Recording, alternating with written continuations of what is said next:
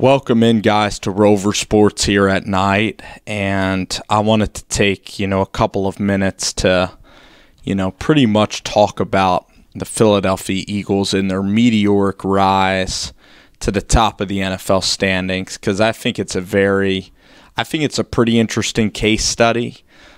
This was a team that didn't have a lot of buzz in the offseason. They went out and signed LeGarrette Blount. They drafted Derek Barnett, Mac Hollins, Rasul Douglas. They're a team that, got Ronald Darby and traded away Jordan Matthews. The reason why this Philadelphia Eagles team is so successful is they have a couple of tendencies that championship teams have. They have one, interestingly enough, I think we have to start with Carson Wentz. He's a quarterback that is playing in a system that he understands fully. He's a quarterback that is physically everything you would want in a quarterback. He has, I think, the best arm in football. You can put his arm right up there with Matt Stafford, right up there maybe with Flacco and Aaron Rodgers in terms of velocity, distance that the ball is thrown, power. Carson Wentz is 6'6", and he's a bulky guy, so he's hard to bring down, and he's a tremendous runner. He's a freak of an athlete. So in that sense, he is very similar to Cam Newton. And Cam Newton, this Eagles team reminds me a lot of Ron Rivera and Cam Newton. Cam Newton, another champion at the collegiate level in both junior college and at Auburn. Carson Wentz won about 3 to 4 championships with the Bison, including coming back for his last year against Illinois State. So when you look at the Eagles, you cannot run on this defense at all. Nigel Bradham is a tremendous player that nobody knows about. He's a guy that goes about as hard as pretty much anybody in the NFL.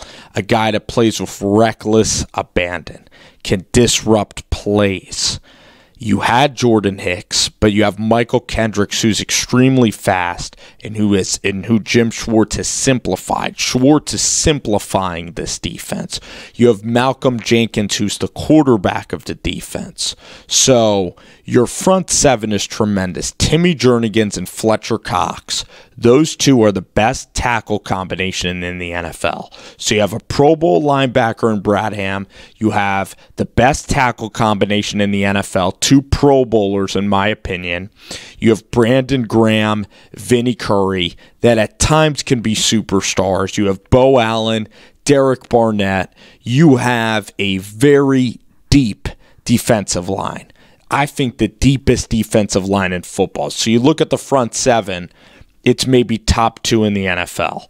Now, your safeties, your corners don't have to be unbelievable. I watched the Giants win championships when they had Corey Webster and a bunch of hodgepodge safeties. I watched them win a championship when they had a player on defense in Chase Blackburn that was a substitute math teacher that just filled in, and he played above his head and made an incredible catch on Rob Gronkowski in the Super Bowl. So the Eagles, their corners are not elite whatsoever. You have Patrick Robinson, who's a free agent that is susceptible to tackling and getting burned. You have a guy in Jalen Mills that by all accounts is not a speedster in any regard. He's just a tackler, a very physical corner. I really like Jalen Mills, but he is a 7th round pick in the NFL. So you have Jalen Mills, you have Patrick Robinson, but the key to this Eagles schedule as well, or the key to their meteoric rise, is what I just alluded to earlier in that sentence, the schedule. The schedule of this team is allowing the Eagles to pick up momentum, to have positive vibes throughout the facility, okay? So the Eagles start off and they beat Washington. So They beat Washington by having great plays, opportunistic plays, and running the ball when it counts. The Eagles always win the trench battle. So the defense, we saw Washington last night. On 3rd and 1, Washington made bitch decisions on 3rd and 1. On 3rd and 1, they decided to line up in the shotgun and throw screen passes. That is a vote of complete incompetence by Jay Gruden. That's basically admitting to the other team, our guys are much weaker than you and we are surrendering to you on 3rd and 1. That's what lining up and throwing screen passes on 3rd and 1 does. And that's what the Eagles can do to teams. Their defensive line can suffocate teams. They're stronger in the trench area. And that's a complete bitch move by Jay Gruden. And he knew that his team had the weaker hand. When I saw that 3rd and 1 and I saw them not convert, I said it's going to be a long, long night because there's no way they're going to close out this football game. Now, the Eagles, let's look at their schedule. This reminds me of Carolina 2 years ago. When Carolina played teams like the Buccaneers, a very weak division and a very weak South, they got out to an 8-0 season. And everybody's like, where did this come from? And it's because they had Cam Newton, because their team was young, because their team was selfless. This is before Josh Norman became the polarizing, in-your-face, center of attention guy that he is today. They were innocent guys, innocent kids going through like their first journey. And that's what the Eagles are. This Eagles team has no diva personalities. The receiving unit is as tight as ever.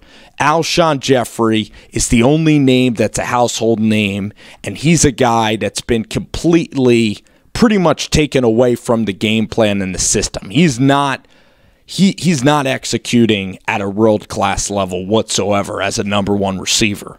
But the team is still winning, and Alshon Jeffrey, to all his credit, is not bickering in the locker room. So that's very important, too. His selflessness is very important when you're building a championship team. I mean, look at Colin Kaepernick. He had Vernon Davis. He had a great tight end. And I believe that if you look back at his best receiver, it might have been Anquan Bolden, might have been his best receiver when he made the Super Bowl championship. When you look at Cam, he had Greg Olsen, then Ted Ginn was his guide, and Devin Funchess. These are a bunch of nobodies. Peyton Manning, he got to Denver winning a championship. I mean, I know that he probably had some weapons, so that might not be the best example. But if you have a great tight end, New England has Gronkowski, and then they have guys that are practice squad guys like Chris Hogan, Wes Welker was cut. They inherit guys and build them and put them into a system to be successful. And you got to give the Eagles credit for continuity. That's another key point, is continuity. No team is going to be successful with revolving doors everywhere. And that's what Cleveland is. Cleveland Browns, they bring in Greg Williams. They bring in Hugh Jackson. They are revolving at quarterback, at coach. There is no continuity and consistency. They're pulling Deshaun Kaiser here. They are impulsive losers. When you're impulsive, you lose. You watch Buffalo, impulsive decision. The Jets signing Fitzpatrick and not going young and growing, impulsive. Now, look at the Jets. They're building a defense, and if they keep their defense intact, they can continue to grow. And that's what Jim Schwartz and this Eagles team did. Last year, they took their lumps. They were in close games. They lost. They felt that feeling of losing. But this year, Jim Schwartz stayed. DeFilippo stayed. The system stayed. And the system is simple and is understood by the players. They are not reinventing the wheel. Carson Wentz last night only threw the ball 25 times. His playbook is not that complex. Jared Goff's playbook in LA is not that complex. These coaches, especially the young coaches, understand players. They understand how they think. They understand how they study. And you look at Doug Peterson, he looks at Zach Ertz, and it's simple for Carson Wentz. If Zach Ertz is being covered by a corner on 3rd down, you simply will throw it to Ertz, and he will box you out. Same thing with Kelsey. Tight ends that are mobile are the new Golden State Warriors of NFL football. That's the bottom line. So you have Zach Ertz that on third down is really the money down in the NFL. When you need to stay on the field, staying on the field on third downs, that's the name of the game. Third and threes, third and fours. When I saw the Redskins bounce out on third and one last night, I knew that they were dead. When I saw the Giants fail to run the ball against the Chargers or against anybody on third and two, third and short, that's what the NFL comes down to, is a series of plays, a series of third and twos. That separates good from great. Big Ben is great because of his third down conversion rate, and Carson Wentz this year is absolutely spectacular. So I'm going to say the pillars to a championship team, I'm going to list my three. You got to have a quarterback that is capable of hurting defenses and being an absolute superstar that is indefensible for a year. So you have guys like Cam, you have guys like Carson Wentz, you had RG3 for a year. If RG3 had a defense for a year, he probably would have got, and if he didn't get hurt that rookie season, he might have won some playoff games and been in the NFC Championship game. That's how special he was that first year. The defenses had no idea what the heck to do with him. Then Colin Kaepernick lit the NFL on fire. Mobile, decisive, had an unbelievable system, coached fantastically by a guy that is going to get the ship righted at Michigan, that has that program going in the right direction, even though we act in a very hot take reactionary culture. Michigan fans want to go back to Brady Hoke, and they want to, some want to leave Jim Harbaugh. Ludicrous. Anyway, back to my point on the NFL and on how to build a champion. So you have a freak at quarterback. Carson's a freak by all indications. You have a defensive system that you have a coordinator that was there for a couple of years, and you have a unit. You have stars on the defensive side of the ball. So it's a benefit, too, if your quarterback is under the rookie contract and Carson is under that contract. So stars like Fletcher Cox and Malcolm Jenkins are in their prime and are being signed and being kept. So that's very, very important. You don't notice how I said you don't need a killer wide receiver. You also need a culture that is hungry, that has never gone through the ringer. Look at the Atlanta Falcons. They were a quarter away from winning the ultimate goal, from being immortal world champions, something that no one could take away from you. Instead, Matt Ryan wakes up every day in a cold sweat because he was a part of the biggest choke job in history. That's what happens in sports. Bill Buckner's life was probably never the same, unfortunately. I feel awful for these athletes. Sometimes the athletes that never get to the pinnacle of success live more peaceful lives because they lived in complete and total misery or mediocrity in terms of never getting to the big moment. So, I mean, it's very, I can't pretty much overstate how impressive it was that Buffalo was able to get to the Super Bowl 4 times in a row like they did and continue to bounce back, get off the canvas, and go through the whole journey and the whole ride again and have that belief. Because Atlanta, in social media, in this media culture, if you go through the ride and you get so close, it's so hard to bounce back and have the same enthusiasm to do the work as you did the year before. That's the reason why, I think Kaepernick might have regressed. Why then Jim Harbaugh got in fights with Jed York, because you become impulsive, you become antsy, you expect greatness, you are impatient, and you don't enjoy the process of the regular season as much. We saw that with Seattle. Richard Sherman fighting with Russell Wilson. Cam Newton is kind of been uneasy in his play, in his personality. He's a guy that, listen, I don't want to bash Cam Newton, but he hasn't been consistent.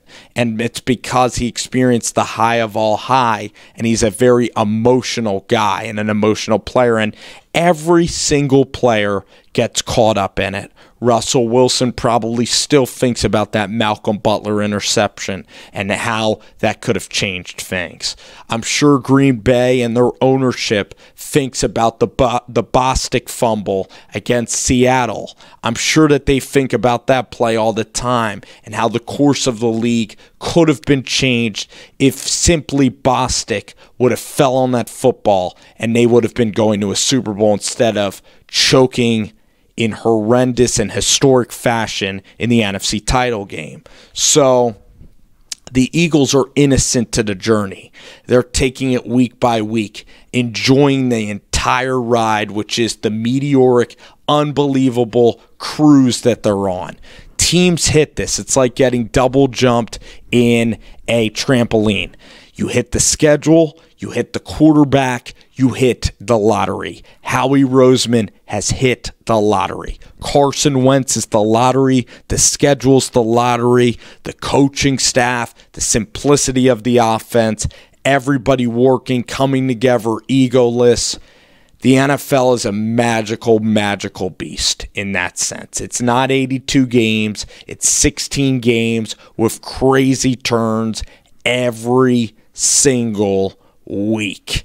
And you look at how things shake up, injuries happen, teams get weaker, games that look difficult in August when you're looking at the schedule become manageable, and you can go ahead and you can rack up wins, stack wins, and you can go on a ride that is pretty remarkable. So that's about the 17-minute rant for today. I appreciate the people that listen to this video. Hope you enjoyed the video. I probably am coming back with a podcast tomorrow with Jet Central. Probably going to look at some film if I have time. Even though C.J. Beathard didn't look good against the Cowboys, we are still going to analyze how C.J. can improve going into the Philly week. So I know you Niner fans enjoyed that as well. So we'll see y'all. Have a great night.